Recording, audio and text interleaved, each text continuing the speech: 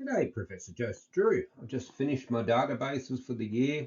And I recall last year I made some videos about some concerning trends in local government expenditure and revenue data, and they were very popular. So I decided I'd update it with this year's data as well, the 2024 financial year. So in this video, we'll be looking at the percentage change in expenditure, and I've excluded depreciation from this. So we're looking at operational expenditure excluding depreciation. I'm going to look at the whole state, then I'm going to look at rural councils, then I'm going to look at urban councils. And it's really important to look at those differences as well, because the state figures are really conflating what's happening and it's not showing us where the biggest problems are. The components differ a lot as well. What do I mean by components? Staff expenditure, material expenditure, depreciation, etc. If I get some nice comments back and lots of views, I'll make some videos on the components. If I don't, I won't. Quartiles are the best comparators. I know you guys don't like this stats stuff, but I used to be a high school maths teacher. I recall teaching it to my students. Averages are good. We're all comfortable with them. The mean, the average, add up all the number, divide by number of numbers. But really, when data is skewed, what that means is we have some unusually big numbers or some unusually small numbers. That average is usually going to be very misleading. More reliable is the median. That's the middle number if you put them in ascending order.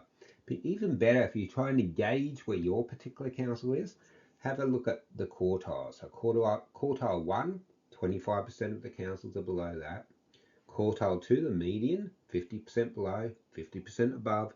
Quartile 3, 25% of the councils are above that. That gives you a much better picture of what's happening than just merely looking at the average alone. Before I go on to show you the three graphs and talk about them, I need to remind you to subscribe. If you get value from these videos, please subscribe. Please flick it on. I do it in my own time with my own resources, and all I ask in return is some subscribers.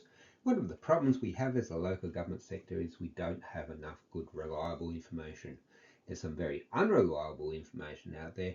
All I'm trying to do is correct it so we can all get better outcomes for our community, and I'd love your help in that endeavour. So this is for New South Wales. As you probably already guessed, that's my first database I do every year because that's where most of my focus is. What would we find in other states? Precisely the same thing, and that's what happens every year. So if you're from another state, don't tune out because precisely the same things are happening across the nation. So let's have a look at New South Wales. Remember, there was that very concerning peak for the 2023 financial year.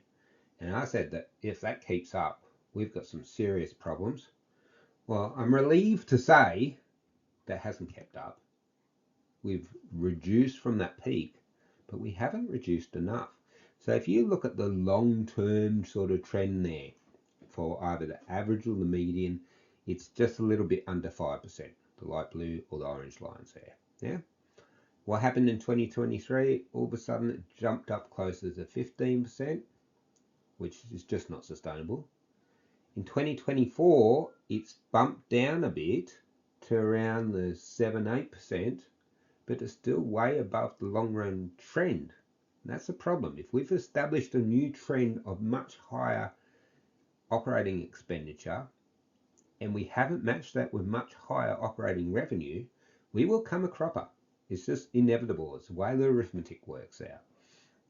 Now, to put this in perspective, the typical revenue for 2024 went up for the state for almost 5.6%. Your typical expenditure went up by about 7% if you look at the median.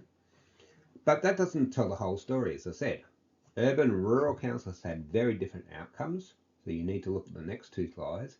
But also, more importantly, you need to look at these quartiles. So quartile 1 councils are only up by about 1%. Great. So there's 25% of councils doing even better than that. Really great. The problem is quartile 3 councils. Have a look at them. 14.5% their revenue grew by. when typical the expenditure grew by, when typical revenue went up not even 6%. That is a massive cause for concern. If those 25% of councils keep that up, they're going to have significant problems in the next year or two. So now we're going to look at rural councils. They usually get left for last, but I think we're more important in the bush than the city anyway. No offense, city guys. And it won't hurt you to see. And what do you see when you look at the rural councils? You see that growth in expenditure has been higher for the rural councils than the city councils. And last year I explained why.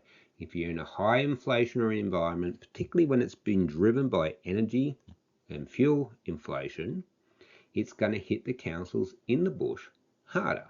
Why? Because all our stuff has to come via trucks and trains and things, and that all gets added on to the cost, and then they apply the GST on top of it, which is totally unfair, and we all get to pay considerably more. So that margin gets spread as you go further away from the capital cities. So it's not surprising that they're feeling the cost pressures higher. The problem is, have a look at their revenue. Their revenue growth in that last year, so their OPEX growth was higher than the city councils, but their revenue growth was lower than the city councils.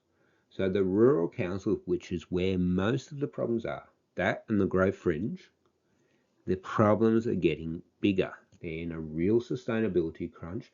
That's why we started the Centre for Rural Local Government. You'll be hearing more about that on my YouTube channel shortly. And if you're from a bush council, I strongly suggest you join that group and start helping each other. It's about bush councils helping bush councils, because no one else seems interested in helping you, and you have a very big problem in front of you.